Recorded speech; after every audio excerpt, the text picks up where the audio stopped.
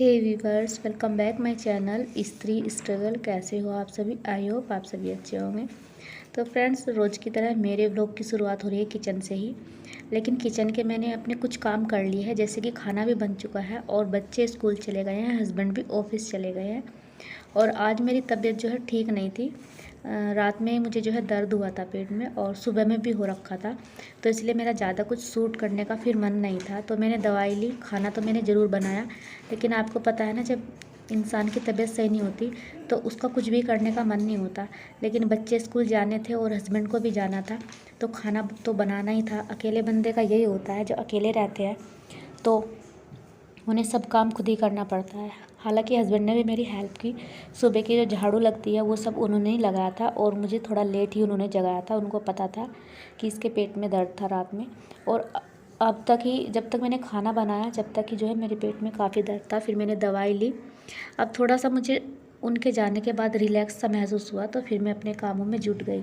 मन तो ये था कि कुछ भी काम ना करूं और बस लेट जाऊं, पर फिर नहीं, मैंने सोचा कि काम भी करना ज़रूरी है, और फिर बाद में बच्चों को भी लेने जाना है। और जो मैंने अपना स्टडी चैलेंज लिया है 21 डे का, वो मेरा छूट जाएगा, और जो मैं किसी भी हालत में नहीं छोड़ना चाहती। तो उसी चैलेंज की वजह से मैंने अपने आप को मोटिवेट किया और मैं खड़ी हो पाई। और अब मुझे वैसे काफ़ी पहले से बेटर लग रहा था।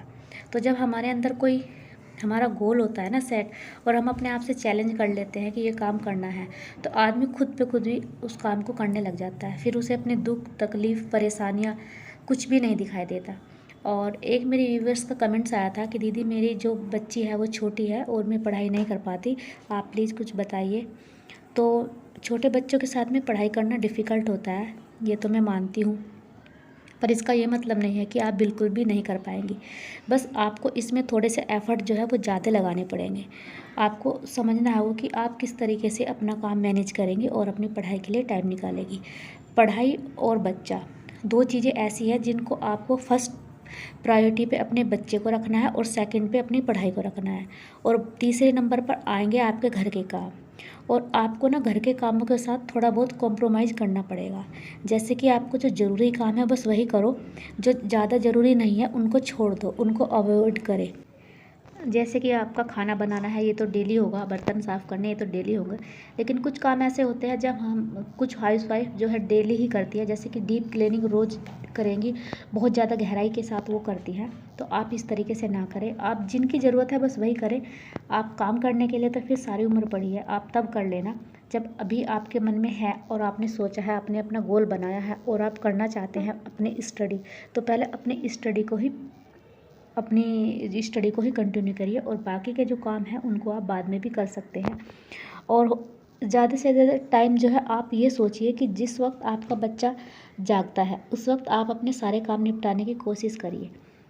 और जब आपका जो बच्चा है वो सो जाता है, तो उस टाइम आप मैनेज इस तरीके से काम को करिए कि उस टाइम तक आपका काम भी ख़त्म हो जाए और आप अपनी थोड़ी बहुत पढ़ाई कर लो। क्योंकि जो छोटे बच्चे होते हैं वो दिन में कई बार 2-3 घंटा सो जाते हैं, और रात में भी सो जाते हैं, ऐसी बात नहीं है।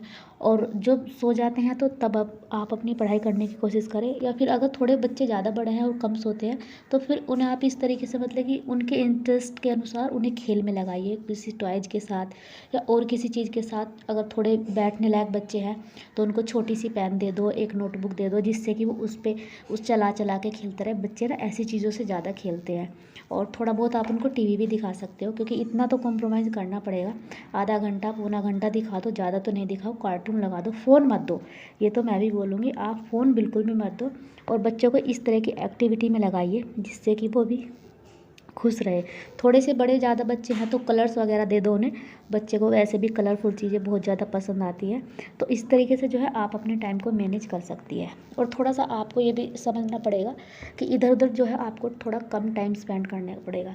देखो, आपका छोटा बच्चा होता है और आप घर के सारे ही काम करते हो, बस आपको थोड़ा सा ना मैनेज करके चलना होगा। अगर आप थोड़ा सा मैनेज करोगे ना, अब आप अपने माइंड से थोड़े से एफर्ट लगाओगे, तो आपको जो है आपकी पढ़ाई के लिए टाइम मिल जाएगा।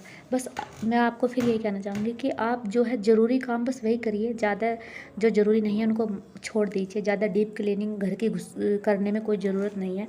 और कपड़े वगैरह भी इस तरीके से धोइए कि मशीन से धोते हैं आजकल सब, वॉशिंग मशीन से, तो आप इस तरीके से धो लीजिए कि आप 2-3 दिन के इकट्ठे करके एक साथ धो लीजिए। क्योंकि एक दिन धोएंगे जब भी हमारा उतना ही टाइम जाता है, 1 से 1.5 घंटा चला जाता है, और हम 3 दिन में धोएंगे जब भी हमारा इतना ही टाइम जाता है। इसलिए मैं 3 से 4 दिन में ही कपड़े धोती हूँ। रोज़ रोज़ अपना 1-1.5 घंटा क्यों ख़राब करना है, उस समय को हम अपनी पढ़ाई में लगाएंगे। तो आप भी इस तरीके से मैनेज करके देखिए अपने माइंड से, तो आपके लिए भी टाइम, ऐसी बात नहीं, ज़रूर निकल जाएगा। 3 से 4 घंटे का टाइम आप आराम से निकाल सकते हो, क्योंकि पूरा दिन है आपके पास। तो फ्रेंड्स चलिए अब अपना वाक्यांश के लिए एक शब्द का रिवीजन कर लेते हैं, और मैं आपके साथ ही शेयर करती हूँ ताकि आपके भी अच्छे से हो जाए रिवीजन और मेरा भी साथ साथ हो जाए। तो चलिए मिलकर करते हैं। कल हमने 40 तक कर लिया था।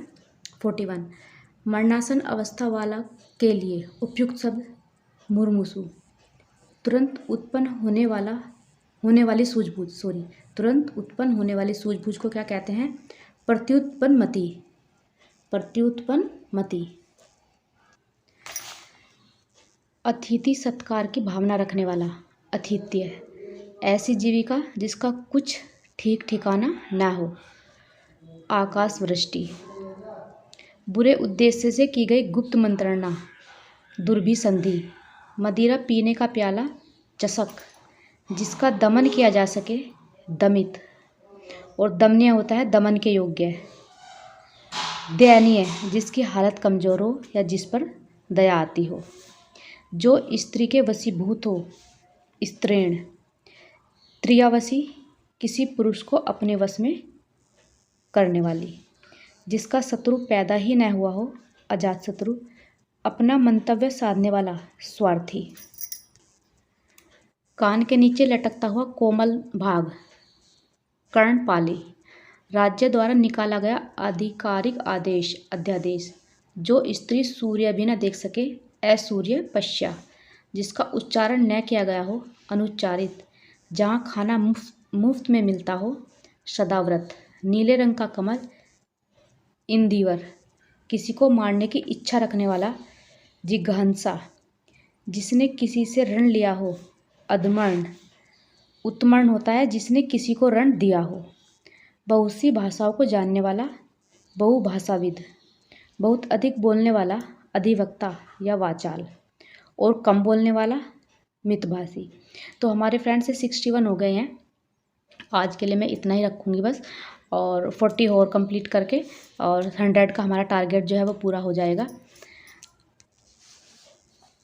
और इसी तरीके से मैं आपके साथ शेयर करती रहूँगी जो भी मैं करूँगी। हिंदी का मैं 60 नंबर वाला पोर्शन यही सोच के रखा है मैंने कि आप लोगों के साथ भी मैं ज़रूर शेयर करूँगी।